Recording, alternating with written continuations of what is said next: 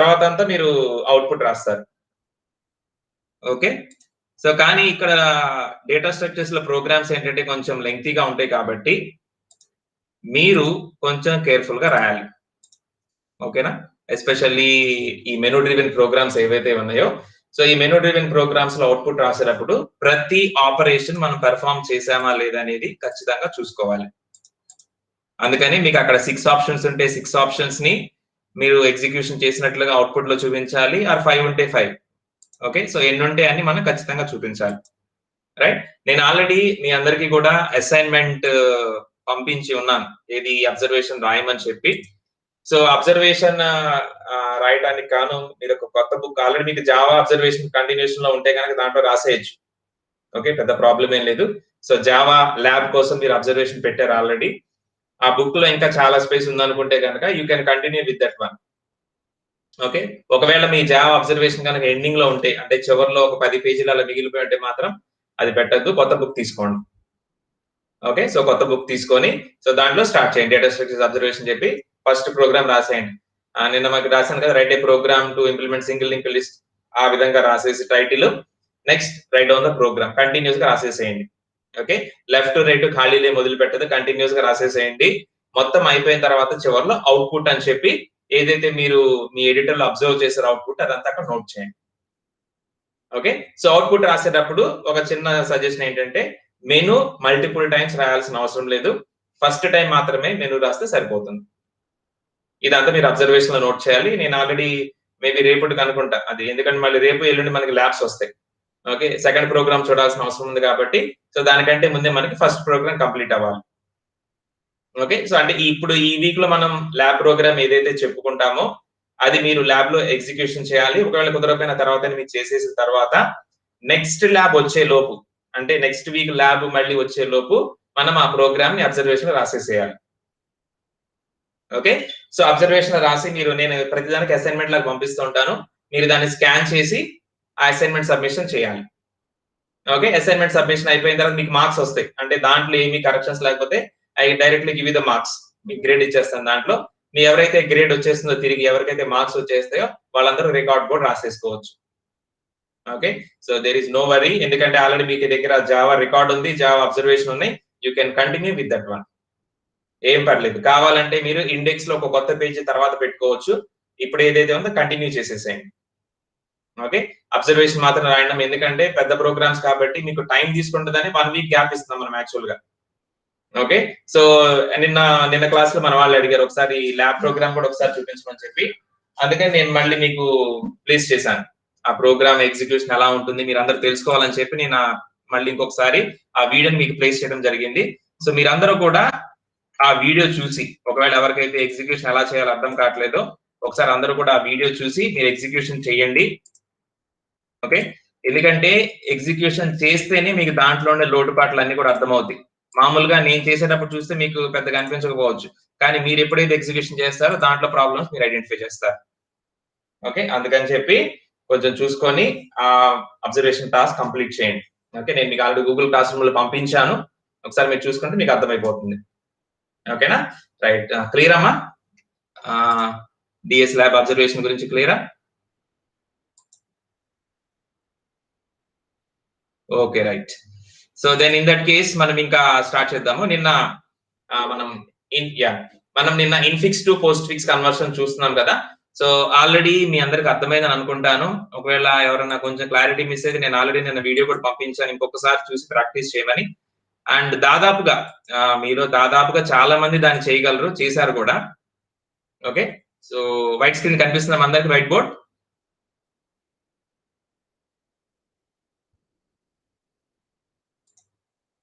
White board కనిపిస్తుందమ్మా? Okay. Okay. Right. So infix to postfix conversion ఏదైతే ఉందో కొంచెం లెంగ్తీ ప్రాసెస్. ఓకే. కొంచెం లెంగ్తీ ప్రాసెస్. కొన్ని చాలా రూల్స్ మనం గుర్తుపెట్టుకోవాల్సిన అవసరం కూడా ఉంటది. వాటన్నిటిని మీరు కొంచెం జాగ్రత్తగా ఫాలో అవుతా infix to postfix conversion చేసేసేయండి. ఓకే. సో ఇకపోతే మనం నెక్స్ట్ కంటిన్యూ చేస్తే కనుక నెక్స్ట్ వన్ వచ్చేసి ఫోర్త్ అప్లికేషన్. మనకి స్టాక్ ఐడెంటిటీకి సంబంధించి అప్లికేషన్స్ చూస్తున్నాము. దాంట్లో ఫోర్త్ అప్లికేషన్ చాలా చిన్నదే. అదేంటంటే మనకి function calls. Okay, function calls. So ఈ ఫంక్షన్ కాల్స్ అప్పుడు స్టాక్ అనేది ఎలా ఉపయోగపడుతుంది అనేది ఒకసారి మనం చూద్దాం. ఓకే, సో జనరల్ గా మీరు ఏ ప్రోగ్రామింగ్ లాంగ్వేజ్ తీసుకున్నా సరే దాంట్లో మనకి ఫంక్షన్స్ ఉంటాయి. ఓకే, సో చిన్న చిన్న ఫంక్షన్స్ మనం రాస్తుంటాం. ఆల్రెడీ మీరు జావా ప్రోగ్రామ్ నిన్న కూడా చూసారు. ప్రతి క్లాస్ లో మనకి చాలా ఫంక్షన్స్ ఉంటాయి. ఓకే, ఒక సి ప్రోగ్రామ్ తీసుకున్నా అనుకోండి, దాంట్లో మీకు చాలా ఫంక్షన్స్ ఉంటాయి. మెయిన్ ఫంక్షన్ ఉంటుంది, సపోర్టింగ్ ఫంక్షన్స్ చాలా ఉంటాయి. సో ప్రోగ్రామ్ ఎగ్జిక్యూషన్ అయ్యేటప్పుడు మన టాస్క్లు పర్ఫామ్ చేయడం కోసం ఒక ఫంక్షన్ ఇంకొక ఫంక్షన్ ని పిలుస్తూ ఉంటుంది. ఓకే, గమనించాలి మీరు ఎప్పుడైనా, ఒక ఫంక్షన్ ఇంకొక ఫంక్షన్ ని పిలుస్తూ ఉంటుంది. దాన్నే మనం ఫంక్షన్ కాల్స్ అంటాం. ఒక ఫంక్షన్ ఇంకొక ఫంక్షన్ ని పిలుస్తూ ఉంటుంది. సో ఈ పిలిచే క్రమంలో suppose there are more number of functions, ఎలా జరుగుతుంది ప్రాసెస్, అక్కడ ఏం జరుగుతుంది ఒకసారి చూద్దాం. ఓకే, సపోజ్ మీ దగ్గర F1 అనే ఒక ఫంక్షన్ ఉంది. ఓకే, సో F అనే ఫంక్షన్ లో ఏదో కోడ్ రన్ అవుతుంది.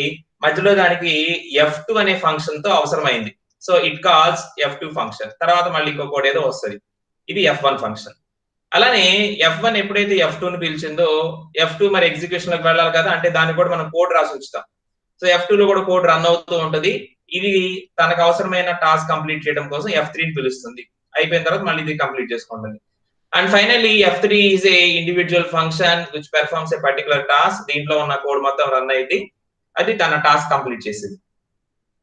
ఓకే, సో ఇక్కడ మీరు గమనిస్తే కనుక F1 ఫంక్షన్ రన్నింగ్ లో ఉన్నప్పుడు కొంత కోడ్ రన్ అవుతూ ఉంటుంది, ఆల్రెడీ ఎగ్జిక్యూషన్ లో ఉంటుంది. అది మధ్యలో తనకి F2 తో కొంత టాస్క్ అవసరం, అంటే F2 నుంచి రిజల్ట్ కావాలి దానికి. ఓకే, ఏదో ఒక రిజల్ట్ ఆ పెర్ఫార్మ్ చేసే function F2. So it calls F2. Okay, so F2 కి ఎగ్జిక్యూషన్ ఇప్పుడు స్విచ్ అవ్వాలి. అంటే ఇప్పుడు ఎగ్జిక్యూషన్ అనేది F1 నుంచి F2 కి మారాలి. ఓకే, మారిన తర్వాత F2 ఎగ్జిక్యూషన్ అవుతూ ఉంటుంది. F2 లో కొంత టాస్క్ కంప్లీట్ అయిన తర్వాత తనకి ఏదో అవసరమై F3 ని పిలిచింది.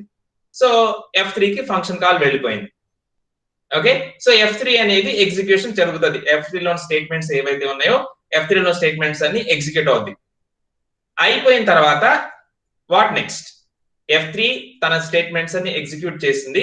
తర్వాత ఏం జరిగింది? ఎనీవన్?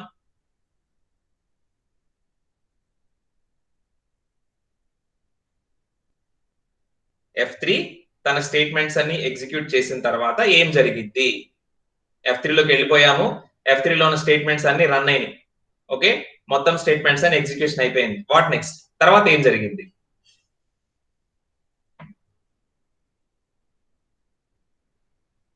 చెప్పండి.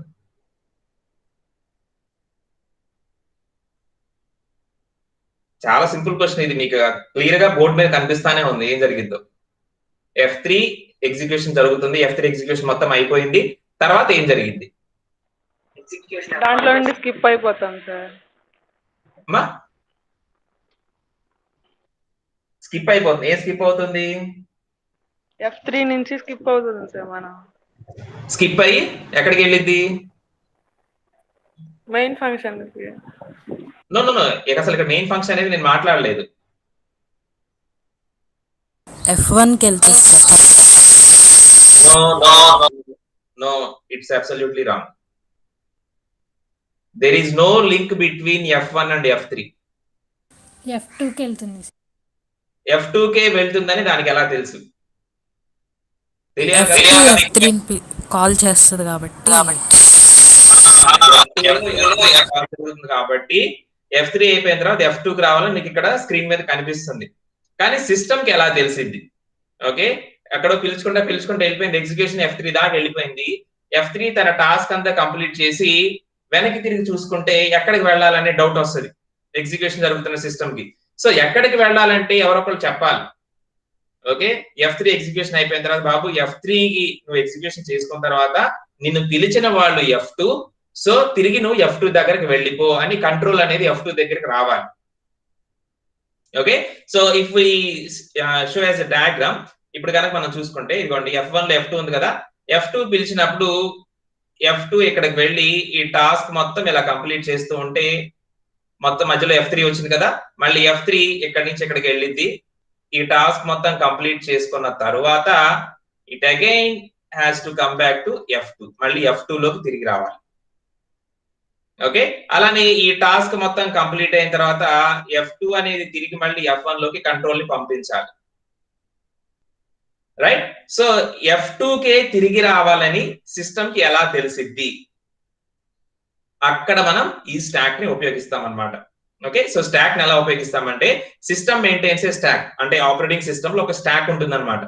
ఓకే, సో స్టాక్ మనం ఏదైతే చెప్పుకుంటున్నామో అదే మనం ఇక్కడ డ్రా చేస్తాము మీకు అర్థం అవడం కోసం. ఇలాంటి స్టాక్ ఒకటి ఉంటుంది ఆపరేటింగ్ సిస్టమ్ లో. ఓకే, ఇలాంటి ఫంక్షన్స్ కోసం అన్నమాట. సో ఎప్పుడైతే మనం ఎగ్జిక్యూషన్ F1 నుంచి స్టార్ట్ చేస్తాం కదా, సో F1 ఎగ్జిక్యూషన్ లో ఉన్నప్పుడు F2 కి వెళ్ళాలి. ఓకే, అంటే ఇప్పుడు ఎగ్జిక్యూషన్ పాయింట్ కంట్రోల్ అనేది F2 కి మారాలి. F2 కి మారే ముందు ఏం చేసిద్దంటే F1 కి సంబంధించిన వేరియబుల్స్ ని, అంటే ఏవైతే కొన్ని టెంపరరీ వేరియబుల్స్ మెయింటైన్ అవుతూ ఉంటాయి వాల్యూస్ ని పట్టుకొని, అలానే F1 యొక్క అడ్రస్, అంటే F1 అనేది ఇక్కడ ఎగ్జిక్యూషన్ లో ఉంది అని తెలియడం కోసం F2 కి వెళ్లే ముందుగా F1 ని స్టాక్ లోకి పుష్ చేస్తుంది. ఓకే, F1 ని స్టాక్ లోకి పుష్ చేసి then it transfer the control to F2. ఆ తర్వాత F2 కి పంపించేసింది. F2 ఎగ్జిక్యూషన్ లో ఉంది, మధ్యలో F3 అవసరమైంది. సో F3 కి ఎగ్జిక్యూషన్ వెళ్లే ముందు, అంటే కంట్రోల్ ఇక్కడ నుంచి ఇక్కడికి ట్రాన్స్ఫర్ అయ్యి వెళ్లే ముందు F2 అనేది స్టాక్ లోకి పుష్ చేయబడుతుంది. ఓకే, వెళ్ళిపోయింది కంట్రోల్ F3 దగ్గరికి. F3 మొత్తం ఎగ్జిక్యూషన్ చేసుకుంది. తిరిగి ఎక్కడికి వెళ్ళాలి అని ఇప్పుడు F3 కి డౌట్ వచ్చింది. ఓకే, కంట్రోల్ అనేది మళ్ళీ ట్రాన్స్ఫర్ అవ్వాలి వేరే దానికి. F3 టాస్క్ మొత్తం అయిపోయిన తర్వాత ట్రాన్స్ఫర్ అవ్వాలి. సో ఇప్పుడు F3 నుంచి తిరిగి ఎక్కడికి వెళ్ళాలి అనే క్వశ్చన్ మార్క్ వచ్చినప్పుడు it verifies the stock. Okay, stock ని వెరిఫై చేసుకొని టాప్ ఆఫ్ ది స్టాక్ ఏదైతే ఉంటుందో అక్కడికి కంట్రోల్ అనేది ట్రాన్స్ఫర్ అవ్వాలి. సో ఇప్పుడు టాప్ ఆఫ్ ది స్టాక్ లో ఏముంది? F2 ఉంది, రైట్. సో F2 దగ్గరికి కంట్రోల్ తిరిగి వెళ్ళాలని అర్థం చేసుకొని ఇక్కడ F2 ని ఇక్కడ నుంచి తీసేసిద్ది and it takes back the control to F2. So F3 నుంచి తిరిగి వచ్చింది కదా, సో తనకు కావాల్సిన వాల్యూ వచ్చేసింది కాబట్టి రిమైనింగ్ స్టేట్మెంట్స్ అన్ని ఎగ్జిక్యూట్ చేసింది F2 తన కోసం. చేసిన తర్వాత F2 తన టాస్క్ అంతా కంప్లీట్ చేసిన తర్వాత తిరిగి ఎక్కడికి కంట్రోల్ ని పంపించాలి అని క్వశ్చన్ మార్క్ వచ్చింది దానికి. సో ఆ క్వశ్చన్ మార్క్ ఆన్సర్ ఎక్కడ దొరికిందంటే అగైన్ స్టాక్ లో. ఓకే, సో ఇప్పుడు ఎగ్జిక్యూషన్ మొత్తం అయిపోయిన తర్వాత నేను తిరిగి కంట్రోల్ ఎవరికి పంపించాలి అనే క్వశ్చన్ మార్క్ వచ్చినప్పుడు it verifies the stock. So ఆ పర్టికులర్ టైంలో టాప్ ఆఫ్ ది స్టాక్ ఏదైతే ఫంక్షన్ ఉంటుందో అక్కడికి మనం తిరిగి వెళ్ళాలి. సో ఈ పాయింట్ ఆఫ్ టైం లో టాప్ ఆఫ్ ది స్టాక్ లో ఏముందమ్మా? F1. So F1. So it takes back the control to F1. మళ్ళీ తిరిగి ఇక్కడికి వచ్చేస్తుంది అన్నమాట. సో ఈ విధమైనటువంటి కమ్యూనికేషన్ ఫంక్షన్స్ మధ్యలో ఉండటం కోసం స్టాక్ అనేది ఎంతగానో ఉపయోగపడుతుంది, especially during this function calls. ఒక ఫంక్షన్ ఇంకొక ఫంక్షన్ ని పిలిచే క్రమంలో ఇలా ముందుకు వెళ్ళిపోతూ ఉంటే డెప్త్ లోకి వెళ్ళిపోయిన తర్వాత తిరిగి వెనక్కి రావాలంటే కంట్రోల్ అనేది దేని దగ్గరికి ట్రాన్స్ఫర్ అవ్వాలి అని తెలియటం కోసం ఈ స్టాక్ అనేది అక్కడ ఉపయోగపడుతుంది. ఓకే, సో దీనికి మనం ఇంప్లిమెంట్ చేయాల్సిన అవసరం ఏం లేదు. It is the task of operating system. Okay, operating system లోపల జరుగుతూ ఉంటుంది ఇది మొత్తం కూడా. ఇది మనం ఏమి సపరేట్ గా ప్రోగ్రామ్ రాయాల్సిన అవసరం లేదు, ఎగ్జాంపుల్ కూడా ఏం అవసరం లేదు. ఓకేనా, ఇదే అనమాట అక్కడ జరిగే ప్రాసెస్ అంతా. అర్థమైందమ్మా ఫంక్షన్ కాల్స్?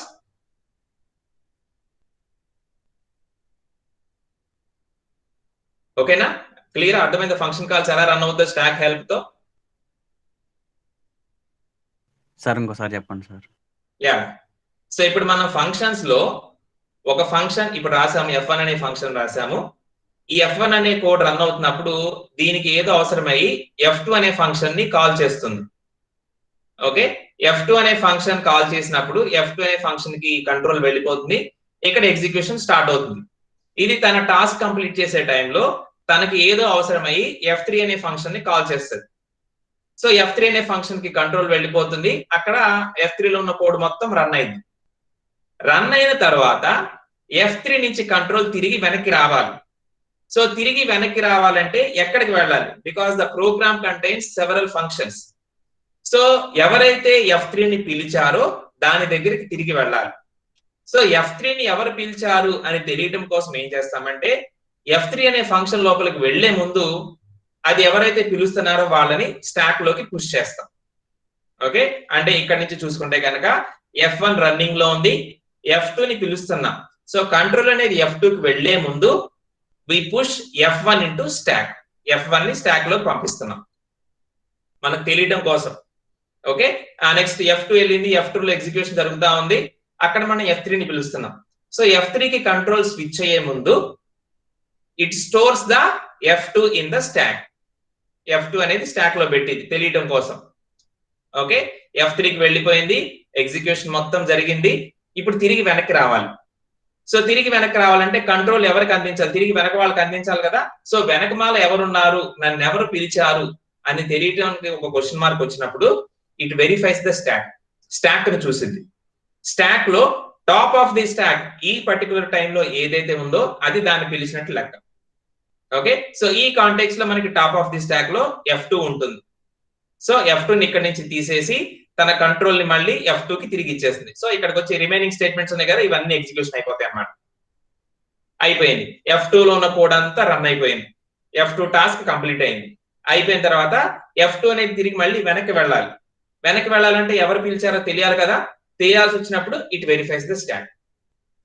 సో స్టాక్ లో టాప్ ఆఫ్ ది స్టాక్ ఎవరున్నారు, ఏ ఫంక్షన్ ఉంది అని వెరిఫై చేసినప్పుడు ఈ పర్టికులర్ టైంలో మనకి F1 అనేది ఉంటుంది.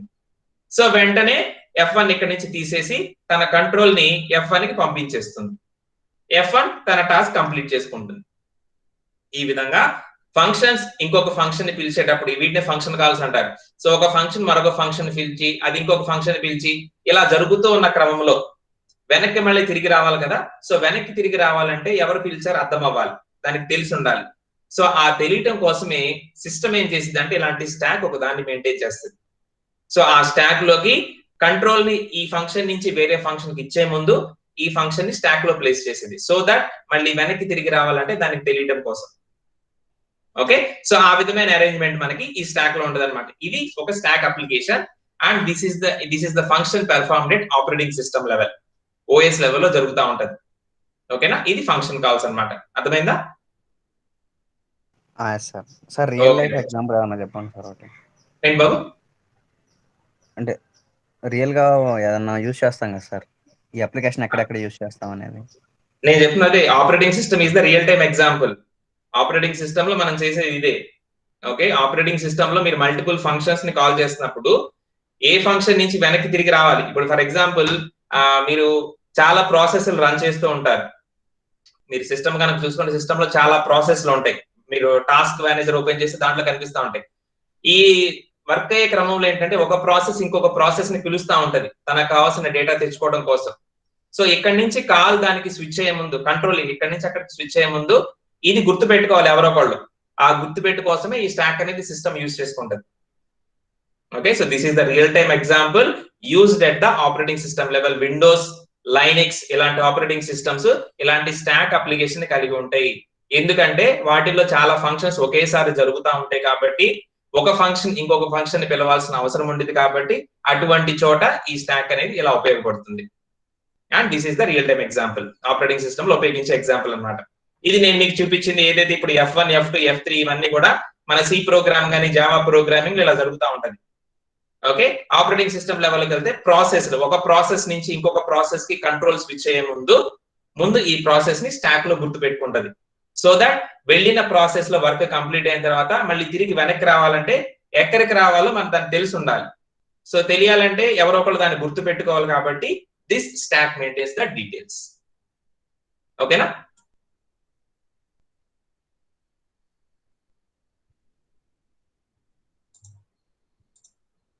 ఓకేనమ్మా, అర్థమైందా?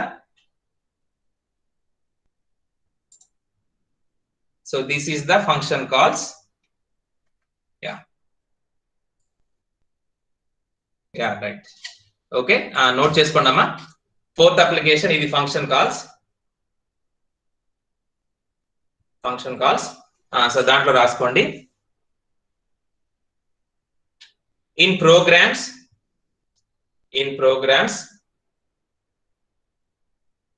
whenever a function calls another function,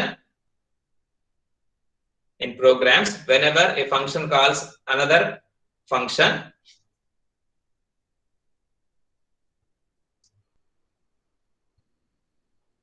before going to that function called function information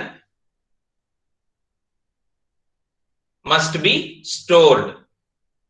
Called function information must be stored.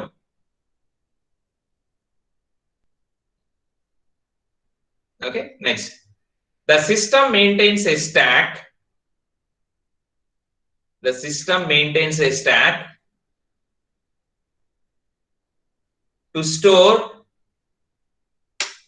these functional details. The system maintains a stack to store these functional details. These functional details. Okay, example note చేసుకోండి. మీకు white board మీద ఏదైతే కనిపిస్తుందో that is the example. So f1 అనే function f2 ని call చేస్తుంది, f2 అనే function f3 ని కాల్ చేస్తుంది. సో f3 తన టాస్క్ కంప్లీట్ అయిన తర్వాత స్టాక్ లో వెరిఫై చేసుకున్నప్పుడు తనని పిలిచింది f2 అని తెలిసింది కాబట్టి మళ్ళీ కంట్రోల్ తిరిగి f2 కి వస్తుంది.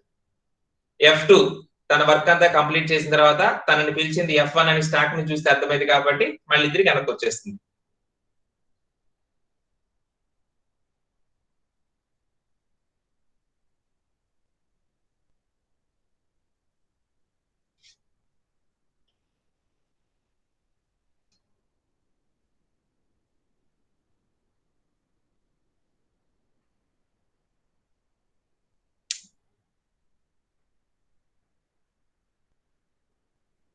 ఓకే, నోట్ చేసుకున్నారా? నోట్ చేసుకోండి ఎగ్జాంపుల్ దానికి.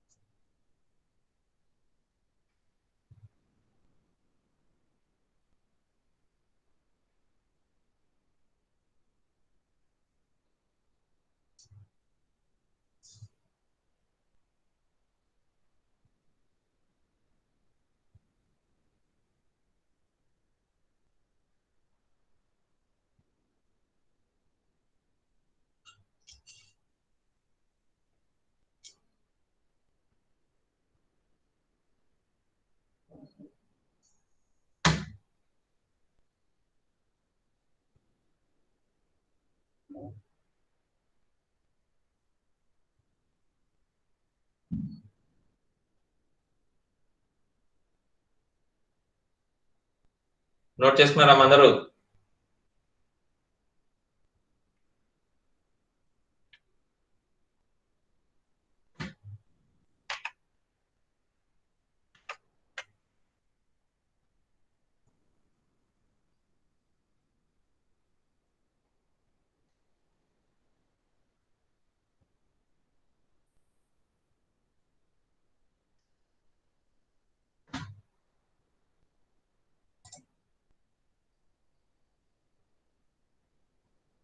Okay okay,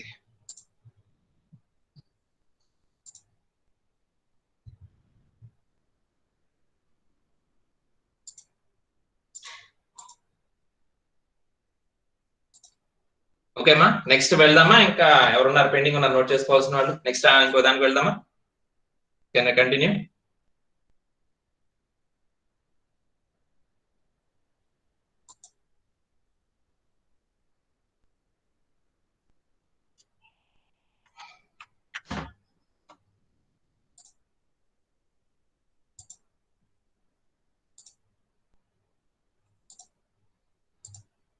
okay right. So దీంతో మనకి స్టాక్ ఏడిటి కంప్లీట్ అవుతుందమ్మా. సో స్టాక్ ఏడిటి అలానే స్టాక్ ఏడిటి లో operations, stack ADT 2 types of representations using linked list and arrays, అలానే stack ADT applications okay, so కొంచెం పెద్దది, అలానే చాలా important stack ADT. And next type of ADT మనం చూడబోతుంది ఏంటంటే క్యూఏడిటి. ఓకే, ఆల్రెడీ మనకి లింక్ లిస్ట్ చూసాము, యారేస్ చూసాము.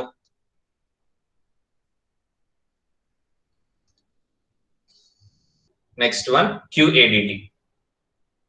ఓకే, సో క్యూ ఆల్రెడీ మనం డిస్కస్ చేసాము. ఎలా ఉంటుంది క్యూ అనేది? Both sides are open. Both sides are open. Okay, and what are the functional restrictions? Yeah, both sides are open here. What are the functional restrictions? ఏం restrictions ఉంటాయి queue లో? General queue మీరు వినే ఉంటారు కదా, ఎలా ఉంటది క్యూ లో ఫంక్షనాలిటీ? ఇన్సర్ట్ చేసుకోవచ్చు, ఇంకో వైపు డిలీట్ చేసుకోవచ్చు. ఒక్క సైడ్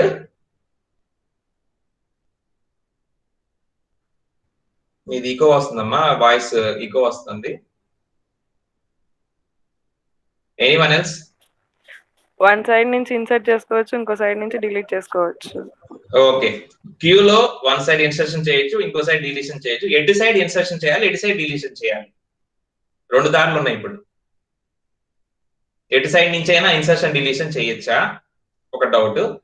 లేదు కాదు అనుకుంటే ఎటు సైడ్ ఇన్సర్షన్ చేయాలి, ఎటు సైడ్ డిలీషన్ చేయాలి? అంటే బోత్ సైడ్స్ నుంచి ఇన్సర్షన్ చేయొచ్చా, బోత్ సైడ్స్ నుంచి డిలీషన్స్ చేయొచ్చా?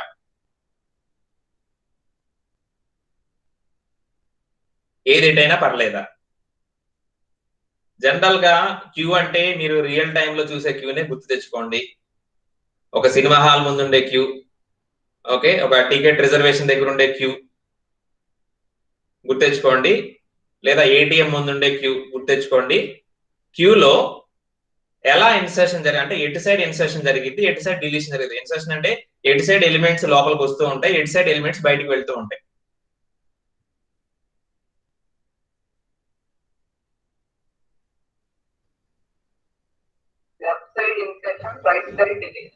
Left side insertion, right side deletion. No, please tell it in normal words. ఇది కాదు మామూలుగా, అసలు మామూలు క్యూ, మామూలుగా జనాల నుంచి క్యూలో వెనక నుంచి ఇన్సర్ట్ అవుతాయి, ముందు నుంచి డిలీట్ అవుతాయి. వెనక నుంచి ఇన్సర్షన్ అవుతాయి, ముందు నుంచి డిలీట్ అవుతాయి. Is that rule compulsory? No. No. So అయితే మీరు ఏటీఎం లో డబ్బులు తీసుకుందామని నుంచున్నారు, పాపం చాలా గంట సేపు నుంచి నుంచొని ఉన్నారు. మీ ముందు ఒక ముగ్గురు నలుగురు ఉన్నారు. కొత్తగా బండి వేసుకొని వచ్చి డబ్బులు తీసుకోవడానికి డైరెక్ట్గా వెళ్ళి మీ ముందు నుంచుంటారు. మీరు ఎలా చేస్తారా?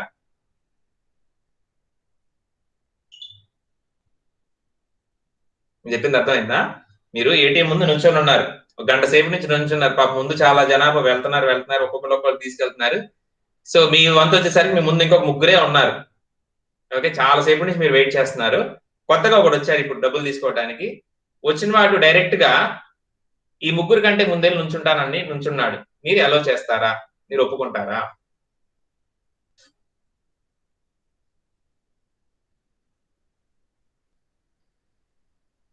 నేను అడిగిన క్వశ్చన్ మీకు అర్థం అవ్వలేదా?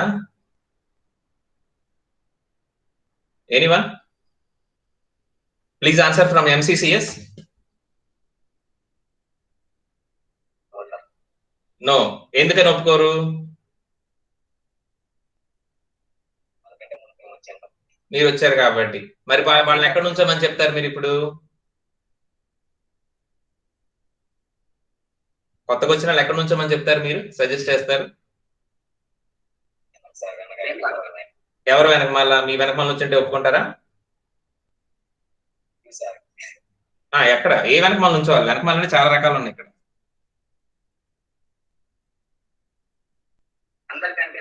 అందరికంటే వెనక, రైట్. ఇప్పుడు కొత్తగా ఎవరు వచ్చినా సరే అందరికంటే వెనకే నుంచోవాలి. క్యూలో నుంచి ఎవరు బయటికి వెళ్ళినా సరే ఎవరు వెళ్ళాలి?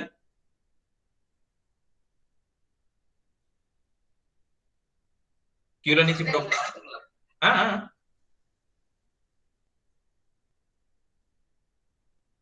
క్యూలో నుంచి ఎవరు బయటికి వెళ్ళాలి?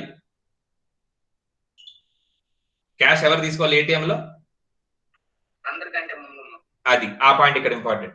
సో అందరికంటే వెనక మీరు కొత్త వాళ్ళని పెట్టాలి. క్యూలో ఉన్న వాళ్ళు బయటికి వెళ్ళాలనుకుంటే మధ్యలో వాళ్ళు వెళ్ళాలంటే కుదరదు. అందరికంటే ముందు ఎవరైతే ఉంటారో వాళ్ళు మాత్రమే బయటికి వెళ్ళాలి. So that is the constraint we have. Even though both sides are open, అంటే రెండు సైడ్లు ఓపెన్ గా ఉన్నప్పటికీ కూడా మనం పెట్టుకునే కన్స్ట్రెంట్ ఏంటంటే కొత్త ఎలిమెంట్ ఎప్పుడు వచ్చినా సరే వెనకమాలే పెట్టాలి.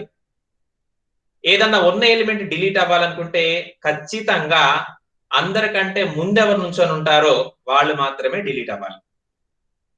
అంతేనా? అదే కదా మనం చెప్పింది. అందరికంటే వెనకమాల మీరు కొత్తగా వచ్చిన వాళ్ళు నుంచోబెట్టాలి. క్యాష్ ఎవరు తీసుకోవాలనే క్వశ్చన్ మార్క్ వచ్చినప్పుడు క్యూలో ఎవరు పడితే వాళ్ళు తీసుకోకూడదు. అందరికంటే ముందు ఎవరు ఉంటారో వాళ్ళే తీసుకోవాలి. Okay, those are the constraints, right? So ఇది కనుక క్యూ అనుకుంటే, ఇక్కడ మీకు కనిపిస్తుంది కనుక క్యూ అనుకుంటే, సో ఇటు సైడ్ నుంచి మనం ఎలిమెంట్స్ లోపలికి పంపిస్తుంటాము, ఇటు సైడ్ నుంచి ఎలిమెంట్స్ బయటకు వస్తూ ఉంటాయి.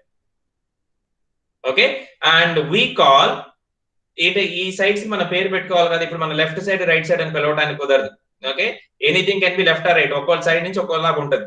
అందుకని మనం ఏం పిలుస్తామంటే వెనకమాల అని చెప్పడం కోసం we call it as rear side. Okay, and ముందు అని చెప్పడం కోసం we call it as front side. So elements ఎప్పుడు మనం ఎటు సైడ్ ఇన్సర్ట్ చేయాలి?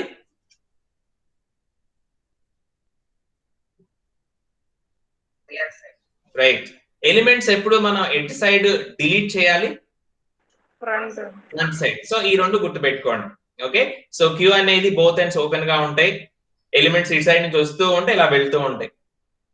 ఓకే, సో క్యూలోకి చాలా ఎలిమెంట్స్ వస్తూ ఉంటాయి, కానీ వచ్చిన వాటిల్లో అన్నిటిలోకి బయటికి వెళ్ళేది ఎవరు ఫస్ట్? క్యూలో చాలా ఎలిమెంట్స్ ఫస్ట్ వచ్చింది.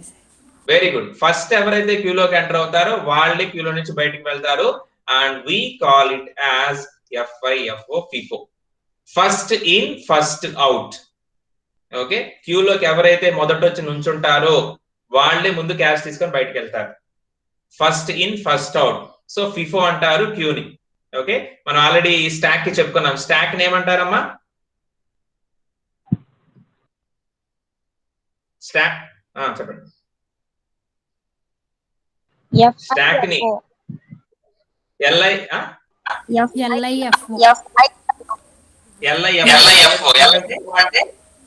Last in first.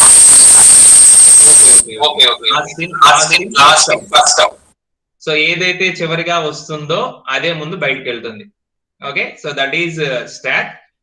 FIFO అంటే ఫస్ట్ ఇన్ ఫస్ట్ అవుట్. ఎవరైతే క్యూలోకి ముందుగా వస్తారో వాళ్ళు మాత్రమే బయటకు వెళ్తారు, FIFO. ఓకే, సో ఈ పేర్లు మీరు గుర్తుపెట్టుకోవాలి, ఫ్రంట్, రేర్, అలానే FIFO.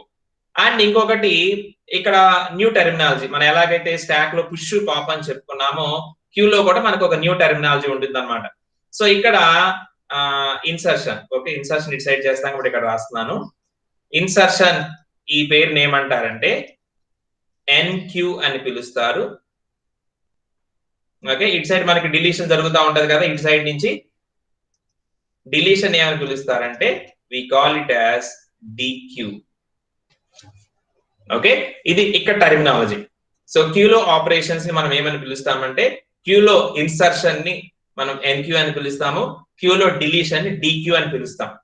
ఎలాగైతే స్టాక్ లో ఇన్సర్షన్ ని పుష్, డిలీషన్ ని పాప్ అని పిలుస్తామో QADT లో ఉండే టర్మినాలజీ ఏంటంటే ఇన్సర్షన్ ని NQ అని పిలుస్తారు, డిలీషన్ ని DQ అని పిలుస్తారు. అండ్ ఓవరాల్ గా మనకి క్యూ యొక్క ఆపరేషన్ ఎలా ఉంటుందంటే FIFO, first in first out, first in first out. Okay, so elements rare side నుంచి ఇన్సర్ట్ అయ్యి లోపలికి వస్తూ ఉంటాయి, ఫ్రంట్ సైడ్ నుంచి బయటకు వెళ్ళిపోతూ ఉంటాయి. Okay, rear side, front side. ఓకేనా? నోట్ చేసుకోండి అన్న, 2-3 పాయింట్స్ నోట్ చేసుకున్న తర్వాత మళ్ళీ కంటిన్యూ చేద్దాం. Put the heading as QADT. QADT.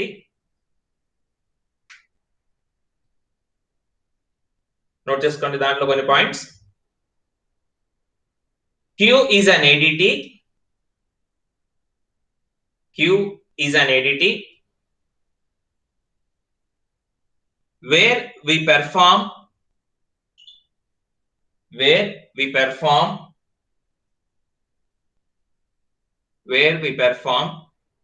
insertions at one end, where we perform insertions at one end and deletions at other end. We perform insertions at one end, deletions at other end. Okay, ఈ చిన్న diagram note చేసుకొని మీకు అర్థం అవడం కోసం ఈ చిన్న diagram ఏదైతే ఇక్కడ ఉందో బాక్సెస్ లాగా, అంటే ఇది క్యూ అనుకుంటే కనుక రియర్ సైడ్ నుంచి మనం ఇన్సర్షన్స్ చేస్తాము, ఫ్రంట్ సైడ్ నుంచి డిలీషన్ చేస్తాం. జస్ట్ ఆ రిప్రజెంటేషన్ లాగా ఉంటుంది, మీరు నోట్ చేసుకోండి.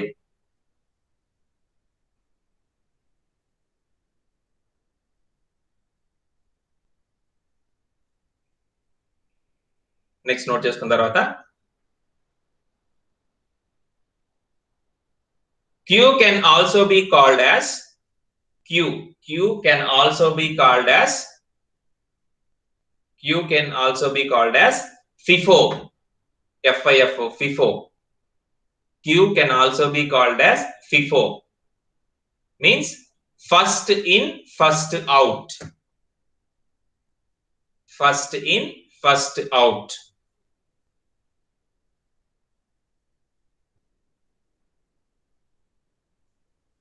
Okay, next. Q operations can be called as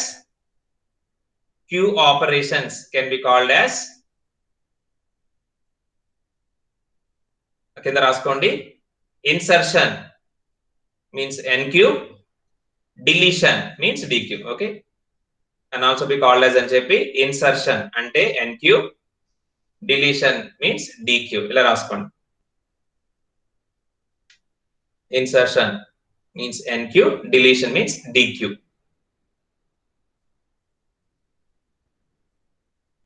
ఓకేనా? సో ఇది క్యూ కి సంబంధించిన బేసిక్ పాయింట్స్ కొన్ని. క్యూ అనేది బోత్ ఎండ్స్ ఓపెన్ గా ఉంటది. ఒక సైడ్ నుంచి మనం ఇన్సర్షన్ చేస్తాం, ఇంకొక సైడ్ నుంచి డిలీషన్ చేస్తాము. ఏ సైడ్ నుంచి అయితే మనం ఇన్సర్షన్ చేస్తామో దాన్ని రియర్ సైడ్ అంటాము, వెనక భాగం. ఏ సైడ్ నుంచి అయితే మన ఎలిమెంట్స్ ని డిలీట్ చేస్తామో వాటిని ఫ్రంట్ సైడ్, ముందు భాగం అంటారు. ఓకే, సో దీన్ని ఫస్ట్ ఇన్ ఫస్ట్ అవుట్ అని పిలుస్తారు. ఇక్కడ మనం ఇన్సర్షన్ ని ఎన్క్యూ అని పిలుస్తాము, డిలీషన్ ని డిక్యూ అని పిలుస్తాం. ఓకేనమ్మా, ఇంతవరకు క్లియర్ కదా బేసిక్స్ క్యూ అంటే? Yes, sir. Okay, then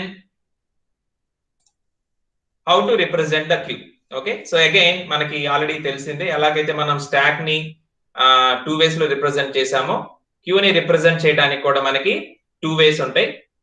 same note చేసుకోండి. క్యూ రిప్రజెంటేషన్స్, ఫస్ట్ వన్ వచ్చేసి యాజ్ యూజువల్ గా linked list, and second one వచ్చేసి యారే.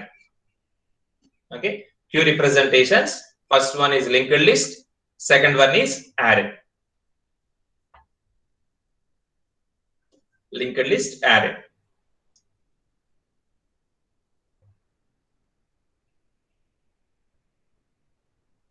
Okay na? Next we will see the first one.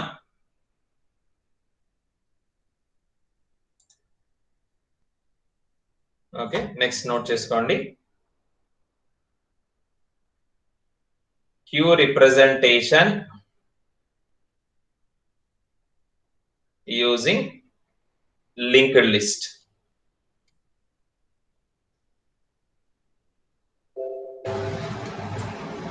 Okay, Q representation using linked list. Right? So ఇప్పుడు మీరు linked list అనే concept మీ అందరికీ తెలుసు. Linked list లో మనకి నోడ్స్ ఉంటాయని తెలుసు. నోడ్స్ ద్వారా మనం ఇన్సర్షన్స్, డిలీషన్స్ చేస్తుంటాము. లింక్డ్ లిస్ట్ లో మనం నోడ్ ని 3 వేలు అంటే 3 ways లో మనం ఇన్సర్షన్స్ చేయొచ్చు. Insertion at the beginning, insertion at the end, insertion at a particular position. అలానే డిలీషన్ కూడా మనకు కావాల్సిన పొజిషన్ లో మనం డిలీషన్ చేసుకోవచ్చు. ఇవన్నీ మనకు తెలుసు ఆల్రెడీ. లింక్డ్ లిస్ట్ ఆపరేషన్స్ మీకు ఐడియా ఉంది.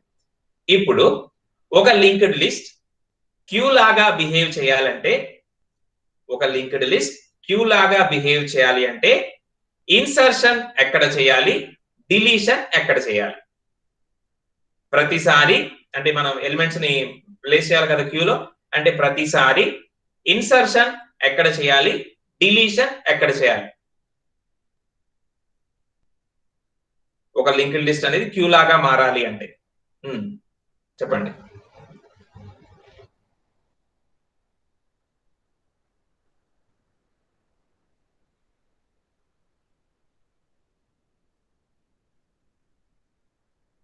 ఒక లింక్డ్ లిస్ట్ అనేది క్యూ లాగా బిహేవ్ చేయాలి అంటే ఎలిమెంట్స్ ని ఎక్కడ ఇన్సర్ట్ చేయాలి, ఎలిమెంట్స్ ని ఎక్కడి నుంచి డిలీట్ చేయాలి.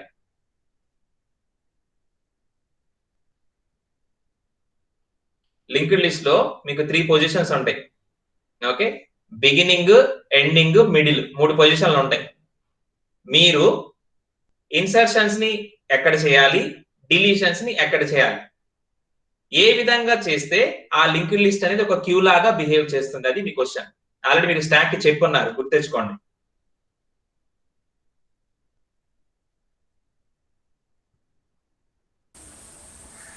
బిగినింగ్ లో డిలీషన్ చేయాలి సార్. Very good. ఎండ్ లోనేమో ఇన్సర్షన్. ఇదంతా అయిపోయింది. ఇప్పుడు ఏదైతే మీరు ఇందాక డయాగ్రామ్ చూసారో అదే మనం చేసేది ఇక్కడ. ఓకే, లింక్డ్ లిస్ట్ కి ఎండింగ్ లో ఎప్పుడూ కూడా కొత్త ఎలిమెంట్ ఇన్సర్ట్ చేస్తూ ఉండాలి. ఎండింగ్ లో పెట్టేయటమే. కొత్త ఎలిమెంట్ వచ్చిందంటే ఎండింగ్ లో పెట్టేయటమే. డిలీషన్ చేయాల్సిన అవసరం వచ్చినప్పుడు ప్రతిసారి కూడా లిస్ట్ బిగినింగ్ లో ఉన్న నోడ్ ని డిలీట్ చేసేయడం. That is the exact answer. Okay, note చేసుకోండి. నోట్ చేసుకోండి అమ్మా. Queue representation using linked list అన్నది కదా, రాసుకోండి. To represent the queue, to represent the queue using linked list, to represent the queue using linked list, we perform the insertions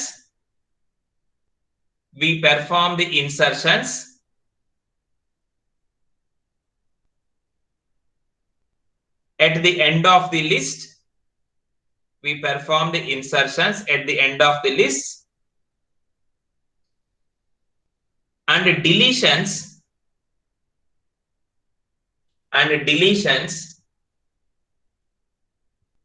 at beginning of the list, okay. So మీకు general గా linked list మీకు header తో start అవుతూ ఉంటది కదా. Okay, కొత్త element ఎప్పుడు, నేను మామూలుగా రఫ్ గా చెప్తున్నాను, ఇది ఎలా వచ్చినా సరే కొత్త ఎలిమెంట్ వచ్చినప్పుడల్లా న్యూ నోడ్ క్రియేట్ చేస్తారు, ఎలిమెంట్ ని ప్లేస్ చేస్తారు, న్యూ నోడ్ ని క్రియేట్ చేస్తారు, ఎలిమెంట్ ని ప్లేస్ చేస్తారు. ఇలా కొత్త ఎలిమెంట్ ఎప్పుడు కూడా బ్యాక్ సైడ్ లో అంటే లిస్ట్ కి ఎండింగ్ లో మనకి ఇలా వస్తూ ఉంటది. ఇది ఇన్సర్షన్స్. ఇప్పుడు మీరు డిలీషన్స్ చేయాలనుకోండి, ఇంకా కళ్ళు మూసుకొని బిగినింగ్ లో ఎలిమెంట్ డిలీట్ చేస్తారు. అంటే ఫస్ట్ 5 డిలీట్ అయిపోతుంది, నెక్స్ట్ కావాలనుకుంటే 6 డిలీట్ అయింది, నెక్స్ట్ కావాలంటే 7 డిలీట్ అయింది. మళ్ళీ ఇప్పుడు కొత్త ఎలిమెంట్ ఇన్సర్షన్ చేయాలనుకోండి, we have to insert after 10.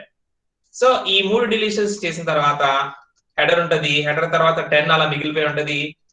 కొత్త ఎలిమెంట్ వస్తే దీని తర్వాత వస్తుంది, మళ్ళీ కొత్త ఎలిమెంట్ వస్తే దీని తర్వాత వస్తుంది. ఇప్పుడు మళ్ళీ డిలీషన్స్ చేయాలనుకోండి, ముందున్న దాన్ని తీసేస్తాం. Okay, so this is how the list behave like a queue. చూడండి, ముందు 5 వచ్చింది, క్యూలో ఫస్ట్ అదే నుంచింది, దాని వెనక మళ్ళీ 6 నుంచింది, దాని వెనక మళ్ళీ 7 నుంచింది, దాని వెనక మళ్ళీ 10 నుంచింది. క్యూలో వచ్చి నుంచుంది లైన్ లో. ఇప్పుడు తీసేయమంటున్నా, క్యూలో నుంచి బయటకు వెళ్ళిపోవాలి. కళ్ళు మూసుకొని ముందు ఎవరు వెళ్ళిపోతారు, 5 వెళ్ళిపోతుంది. ఎందుకంటే క్యూలో ఫస్ట్ నుంచి ఉంది అదే కాబట్టి ఇది వెళ్ళిపోతుంది. దాని తర్వాత 6 ఉంది కాబట్టి అది వెళ్ళిపోతుంది. దాని తర్వాత 7 ఉంది కాబట్టి అది వెళ్ళిపోతుంది. ఓకే, సో చివరిగా చూసుకుంటే 10 అనేది మళ్ళీ క్యూలో ఫస్ట్ లోకి వస్తుంది. దాని ముందున్న ఎలిమెంట్స్ అన్ని వెళ్ళిపోయినాయి కాబట్టి ఇప్పుడు క్యూలో ఫస్ట్ ఎవరు నుంచి ఉంటారంటే 10 ఉంటుంది. దాని తర్వాత మళ్ళీ ఎవరు వచ్చారనుకోండి, దాని తర్వాత నుంచో పెడతాం. సో 10 తర్వాత 12 వచ్చింది కాబట్టి 10 వెనకమాల నుంచో పెట్టాము. 12 తర్వాత 15 నుంచి ఉంది కాబట్టి 12 వెనకమాల 15 నుంచో పెట్టాము. మళ్ళీ ఇప్పుడు డివిజన్ చేయాలనుకోండి, లిస్ట్ బిగినింగ్ లో ఎవరున్నారు చూసి వాళ్ళని పంపిస్తాం. సో లిస్ట్ బిగినింగ్ లో 10 ఉంది కాబట్టి 10 డిలీట్ చేసేస్తాం. అర్థమైందమ్మా? So in this way the linked list behaves like a queue. ఈ విధంగా మనకి లింక్డ్ లిస్ట్ అనేది క్యూ లాగా బిహేవ్ చేస్తుంది. ఇక్కడ మనం పెట్టుకునే రిస్ట్రిక్షన్ ఏంటంటే, మన కన్స్టెంట్ ఏం పెట్టుకుంటామంటే, ఎప్పుడైనా సరే ఒక కొత్త ఎలిమెంట్ ని ఇన్సర్ట్ చేయాలి అంటే లిస్ట్ చివరిలోనే ఇన్సర్ట్ చేయండి. ఎప్పుడైనా లిస్ట్ లో నుంచి ఎలిమెంట్ ని డిలీట్ చేయాలి అంటే లిస్ట్ మొదట్లో ఏ ఎలిమెంట్ ఉందో దాన్ని డిలీట్ చేసేయండి. ఇందాక మీరు డయాగ్రామ్ ఏదైతే డ్రా చేసుకున్నారో సేమ్ అదే మేనర్ లో ఇన్సర్షన్స్ డిలీషన్స్ జరుగుతాయి. అలా గనక చేస్తే మీ లింక్డ్ లిస్ట్ అనేది ఒక క్యూ లాగా బిహేవ్ చేస్తుంది. ఓకేనా? రైట్, ఒక చిన్న ఎగ్జాంపుల్ చూద్దాము.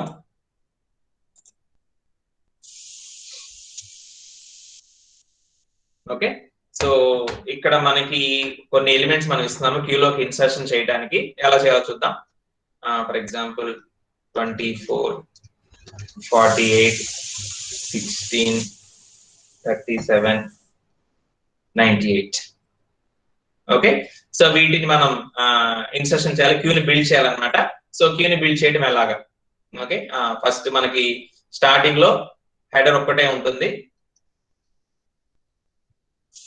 ఓకే, సో హెడర్ ఒక్కటే ఉంటుంది.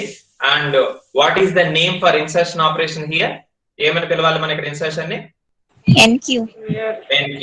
So we call it as NQ of the element is 24.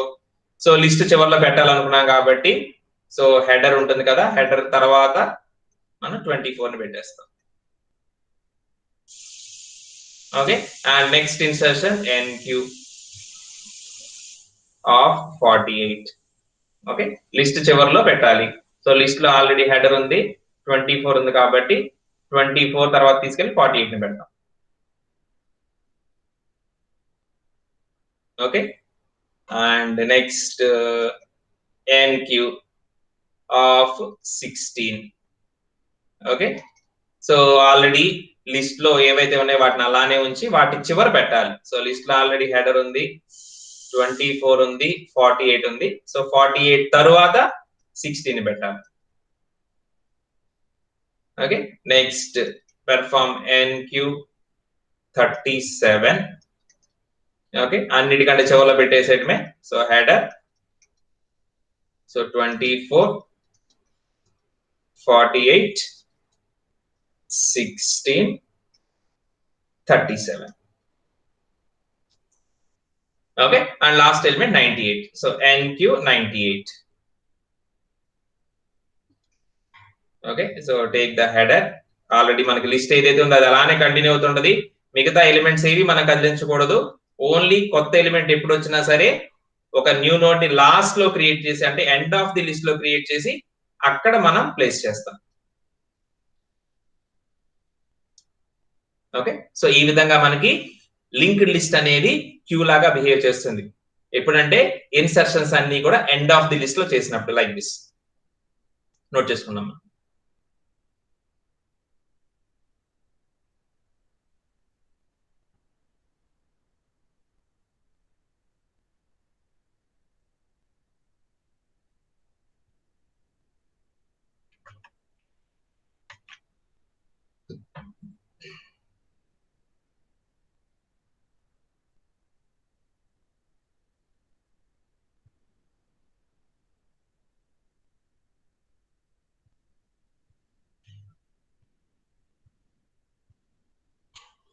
Okay, so ప్రతిసారి కూడా ఎండ్ లో, లిస్ట్ ఎండ్ లో మనం కొత్త ఎలిమెంట్ ని ఇన్సర్ట్ చేస్తాం. లిస్ట్ ఎండ్ లో కొత్త ఎలిమెంట్ అనేది ఇన్సర్ట్ అవుతుంది.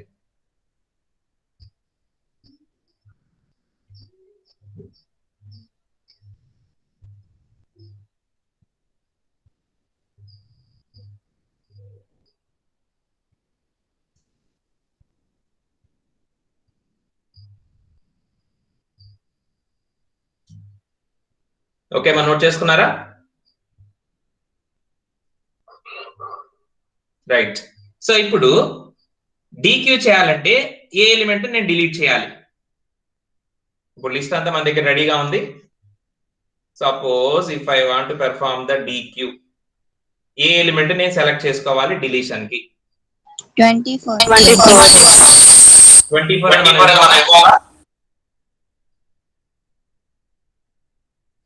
24 అనే వాల్యూ మనం ఇవ్వాలా డీక్యూ చేసేటప్పుడు?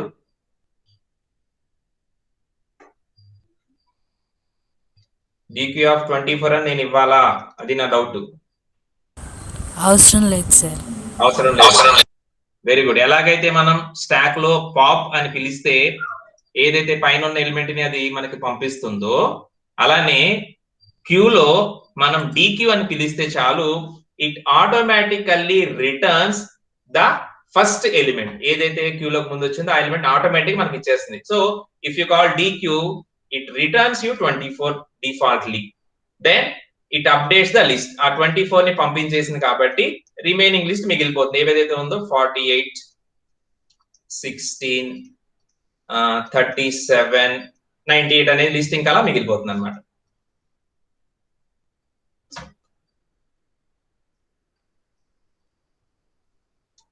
ఓకే, సో డీక్యూ చేసేటప్పుడు మనం ఏం ఎలిమెంట్ ని మెన్షన్ చేయాల్సిన అవసరం లేదు. That automatically returns with the first element, list లో ఉన్న ఫస్ట్ ఎలిమెంట్ నాకు పంపించేస్తుంది. సో ఇప్పుడు మనం డీక్యూ పిలిస్తే లిస్ట్ లో 48 ఉంది కాబట్టి అది తిరిగి వచ్చేస్తుంది, అండ్ 48 వెళ్ళిపోయింది కాబట్టి 16 ముందుకు వస్తుంది. ఎప్పుడైతే లిస్ట్ లో మన ముందున్నాడు వెళ్ళిపోతారు అనుకోండి, క్యూలో మన ముందున్నాడు వెళ్ళిపోతే మనం వాడు ముందుకేస్తాం. ఓకే, ఇక్కడ కూడా అంతే అనమాట జరిగేది.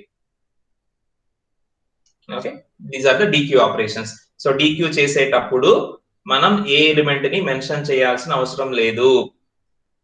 లిస్ట్ మొదట్లో ఉన్న ఎలిమెంటే డిఫాల్ట్ గా అది మనకి ఇచ్చేస్తుంది. ఓకే, నోట్ చేసుకోండి DQ operations.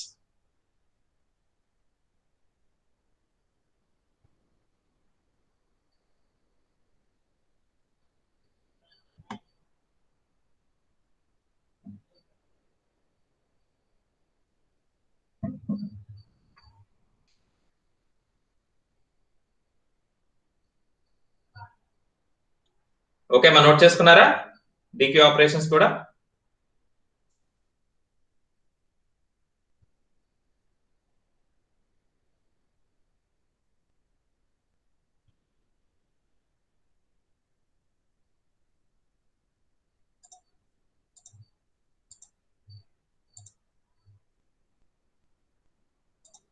Okay, so and finally దీనికి సంబంధించి ఒక చిన్న ఎక్సర్సైజ్ మీరు చేయడం కోసం.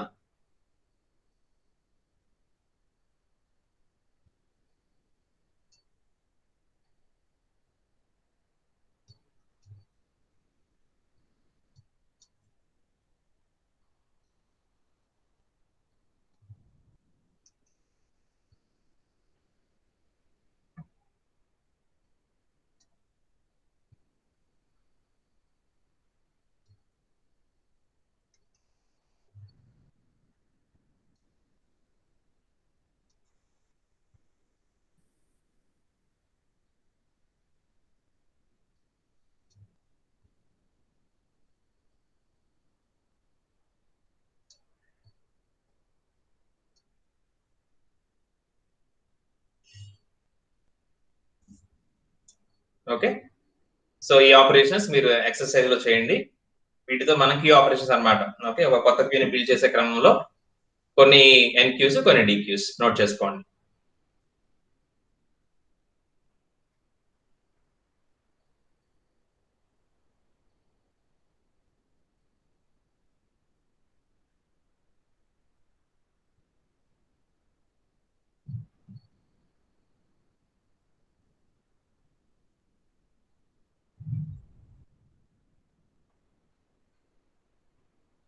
ఓకే అమ్మా, నోట్ చేసుకున్నారా? Yes sir. Okay, right. So ఇది మనకి QADT కి సంబంధించి linked list implementation. Okay, next class లో మనం యారే ఇంప్లిమెంటేషన్ చూద్దాము. చాలా సింపుల్, ఇది అర్థమైంది అందరికి ఎలా చేయాలో లింక్డ్ లిస్ట్ ద్వారా? ఏమైనా డౌట్ ఉంటే అడగచ్చు నాన్న, మీకు ఏమైనా డౌట్ ఉంటే అడగచ్చు. లింక్డ్ లిస్ట్ ఇంప్లిమెంటేషన్ లో ఏమైనా డౌట్ ఉంటే అడగచ్చు. Okay, so in that case so మనం ఇంకా క్లోజ్ చేద్దాము. మీ అందరు కూడా ల్యాబ్ కి సంబంధించి అబ్జర్వేషన్ రాయండి. ఓకే, నార్మల్ జావా ప్రోగ్రామ్ రాసినట్లే రాసి కింద అవుట్పుట్ ప్లేస్ చేయండి. ఓకే, సో ఖచ్చితంగా మీరు దాన్ని అసైన్మెంట్ లో స్క్రీన్ షాట్ తీసి పంపించాలి. ఎవరెవరైతే అబ్జర్వేషన్ రాశారో వాళ్ళు ఆ ఎక్స్పెరిమెంట్ చేసిన తర్వాతే రాయండి మీరు. ఓకే, చాలా మంది ల్యాబ్ సెషన్ లో నాకు చూపించారు స్క్రీన్ షేర్ చేసి, ఇంకొంతమంది తర్వాత స్క్రీన్ షాట్స్ పంపించారు. నో ప్రాబ్లం, మీరు ఏదైనా సరే మీరు ఎక్సర్సైజ్ ని మీరు చేసి ఆ ల్యాబ్ ప్రోగ్రామ్ మీరు ఎగ్జిక్యూట్ చేసిన తర్వాతే మీరు అబ్జర్వేషన్ నోట్ చేయండి. ఓకే, సో దాంట్లో మీకు ఏమైనా డిఫికల్టీస్ ఉంటే నాకు ఒకసారి కాల్ చేసినా మెసేజ్ చేసినా నేను మీకు చెప్తాను. ఓకేనమ్మా, సో క్లియర్ కదా ఈ QADT linked list representation? Okay, right.